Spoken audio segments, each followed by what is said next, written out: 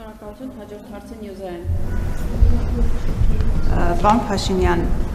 ԵԱՏՄ-ի հետ կապված, գազգնի թանկացման հետ կապված, դուք ասացիք, որ եթե թանկացնեն, պայմանավորվածության խախտում կլինի։ Ես այդպիսի բան չասեցի։ Դա ասեք ինչպես։ Ես այդպիսի բան չասեցի։ Ես ասացի, որ ես այդ հարցը չեմ քննարկում, որովհետև մենք ունենք երկարաժամկետ պայմանագիր։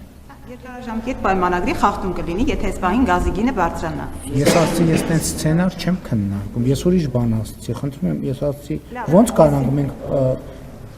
խոսենք այն կանխավարկածում, որ բոլորը բոլոր պայմանագրերը խախտելու են։ Ես այդ կանխավարկածով չեմ առաջնորդվում։ ԵԱՏՄ-ԵՄ այս երկընտրանքի հետ կապված ինչը պետք է վճռորոշ լինի, պարոն Փաշինյան, որ դուք որոշեք, որ մենք կամ ԵԱՏՄ-ում ենք մնում, կամ գնում ենք ԵՄ, որովհետև դուք ասում եք դեռ ժամանակ ունեմ, բայց Ռուսաստանի նախագահի հայտարարությունը հենց դրա մասին էր, որ դուք պետք է ընտրեք։ Հիմա մեզ համար ո՞րն է վճռորոշ էական լինելու, ինչով ենք մենք առաջնորդվելու այստեղ կամ այնտեղ մնալու հետ կապված։ Երկրորդ, դուք արդյոք համաձայն եք, որ Հայաստանը Ադրբեջանի անվտանգության երաշխավորն է այնպես, ինչպես Ադրբեջանն է Հայաստանի անվտանգության երաշխավորը։ Այս միտքը ազգային ժողովի նախագահին է։ Ես ուղղակի ուզում եմ հասկանալ, դուք եք համաձայն դրա հետ։ Եվ հիմնական հարցը, պարոն Փաշինյան, օրերս ձեր թիմակիցը Հայկ Սարգսյանը իր նախագծի քննարկման ժամանակ, երբ որ տապալվեց, նա ասաց, որ խմբակցությունում քննարկում է եղել եւ թիմակիցները նրան ասել են, որ իր բառերով եմ, մեջբերում եմ, վրեքս վարչապետ ես բերում, այսինքն ձեզանով են վախեցնում ձեր թիմակիցներին, այդ վախի հետ կապված, որ ասում եք, փաստորեն կա միտեղ, որտեղ ձեզանով վախեցնում են ձեր թիմակիցները մեկը մյուսին։ Եվ ընդհանուր առմամբ Հայկ Սարգսյանի հայտարարությունները բանակի հետ կապված ձեր թիմակիցն է դա ասում, ոչ թե ընդդիմադիր, ոչ թե լրատվամիջոցներ, այլ հենց ձեր թիմակիցը, որը պաշտպանության եւ անվտանգության հարցերի հանձնաժողովի անդամ է։ Բանակի հետ կապված բազմաթիվ մեղադրանքներ հնչեցրեց։ Հիմա խնդրում եմ դուք եւ վախենալու մասով եւ ինչու բանակը այս վիճակում է ըստ ձեր թիմակցի հայտարարությունների։ Ուրեմն մենք տասնյակ հանդիպումներ ենք ունեցել մարզերում եւ քաղաքներում, գյուղերում եւ ես մարդկանց հետ շփվելիս ստիպված եմ եղել տասնյակ անգամներ հրավիրել, որովհետեւ պարոն Պապիկյանն էլ իր հերթին է շփումներ ունենում պարոն Պապիկյանին, որովհետև տասնյակ, եթե չասեմ հիմա թիվը չխառնեմ, մարդիկ ինձ մոտեցել են, որպեսզի շնորհակալություն հայտնեն բանակում տիրող իրավիճակի եւ բարեփոխումների համար։ Ես Պապիկյանին հրավիրել եմ, որպեսզի այդ մարդիկ նախարարին հայտնեն այդ շնորհակալությունը, իհարկե կառավարությունն է առաջնորդում, բայց գործողությունները իրականացնում է նախարարը եւ պիտի արձանագրեմ, որ Հայաստանի բանակը եւ սննդի, եւ հագուստի, եւ սպառազինության, եւ բարոյահոգեբանական վիճակի, եւ պաշտպանունակության առումով երբեք այսպիսի լավ վիճակում չի եղել։ Մնացածը ով ինչ քաղաքական նկատառումով կասի, ինձ համար կարեւոր են զինվորները, նրանց ծնողները եւ նրանց ծնողների արձագանքը։ Բայց դա չի նշանակում, որ բանակում խնդիրներ չկան։ Աշխարհում տենց բանակ չկա, որտեղ խնդրեմ չկա։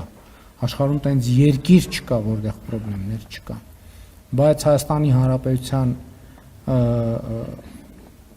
անվտանգության խորհուրդը եւ կառավարությունը, պաշտպանության նախարարությունը ընդունել է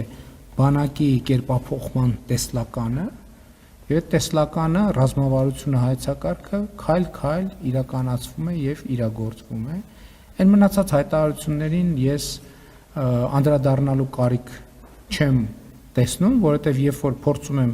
հայտարարությունների շուրջ պարզաբանումներ ստանալ, պարզվում է այդ հայտարարությունները հնչել են, ինչ որ բան սխալ են հասկացել, հետո պարզվել է, որ ինչ որ բան նեն չի, հետո պարզվել է, որ իրականում ինչ որ ասվել է տենց չի, այլ բան, որ մարդիկ ովքեր հայտարարություն են անում, հետո պարզվում է, որ այդ հայտարարությունը սխալ փաստերի վրա է հիմնված լինել, պետք է ունենան նույնքան քաղաքական կամք կանգնելու ասելու Ժորժ ջան, գիտեք ինչ, այդ փաստը, որի մասին ես խոսում եմ, պարզվեց, որ դա այդքան էլ այդպես չի։ Եթե այդպես է, խոստովանենք, որ այդպես է, եթե այդպես չի, խոստովանենք եւ որ այդպես չի։ Եվ ելի եմ ասում, կարող են նաեւ լինել ընդհանրապես խնդիրներ կան։ շատ կան խնդիրներ։ Բոլոր ոլորտներում էլ կան խնդիրներ։ Այդ խնդիրները լուծվում են, բայց էլ եմ ասում, մի խնդրեմ լուծում ես, դա նշանակում է պետք է պատրաստ լինես 3 խնդրի հայտ գալու։ Եվ դա բնականon process է, դա զարգացման process է, եւ դուք ինչա բանակը կտեսնեք, համոզված եմ մայիսի 28-ին եւ ձեր գնահատականները կտաք։ Ինչա տեղի ունեցել բանակում, ինչա փոխվել բանակում, փոխվելա թե չի փոխվել։ Ադրբեջանի եւ Հայաստանի հետ կապված ես ասել եմ, որ անվտանգության ամենահուսալի երաշխիքը խաղաղությունն է։ Դա այդպես է թե Ադրբեջանի, թե Հայաստանի, թե Վրաստան եւ բոլոր երկրների համար իմ կարծիքով, չնայած դա իմ իրավասությունը չի եւ ես իմ չեմ կարող իրավունք վերապահել, բայց ինձ թվում է հիմա ինչն է առանձնահատկությունը, որ տարածաշրջանային անվտանգության որոշակի ընկալում կարող է ձևավորվել, ինչը իմ կարծիքով լավ է, որովհետեւ առանձին վերցրած երկրում անվտանգություն չի լինում։ Եվ անվտանգությունը իհարկե պետք է ամեն երկիր ունենա իր ներքին համակարգերը, իր անվտանգության համակարգերը, բայց ինչքան լայն է անվտանգության այդ ընկալումը, այնքան ավելի լավ։ Հիմա ենթադրենք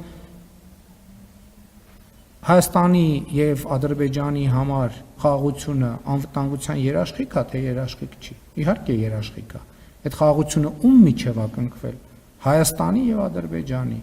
Իրանք ում համար են այդ խաղաղությունը կնքել։ Իրանք իրանց համար, բայց իրանք իրանց համար կնքելով նշանակում է որոշակի անվտանգության լծակ են ստեղծել նաև դիմացինի համար։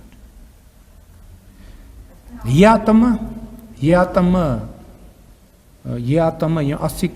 որն է այն պահը, որ ես պետքա որոշեմ։ Ես որոշել եմ եւ իմ որոշման մասին հայտարարել եմ, որ քանի դա համատեղելի է, մենք կհամատեղենք։ Ոչ մեկ չի ասել, չէ, համատեղելի չի։ Կամ եթե որևէ մեկը ասում է, չէ, համատեղելի չի, փաստն է նա, որ համատեղելի է։ Հիմա այսօրվա իրականությունը եւ նախորդ շրջանի իրականությունը դրա մասին է, որ համատեղելի է։ Որովհետեւ մենք ես ասում եմ, որ դուք հարցրեք, ես որն է լինելու կետը, որ ես որոշել եմ արդեն եւ որոշումս հայտարարել եմ։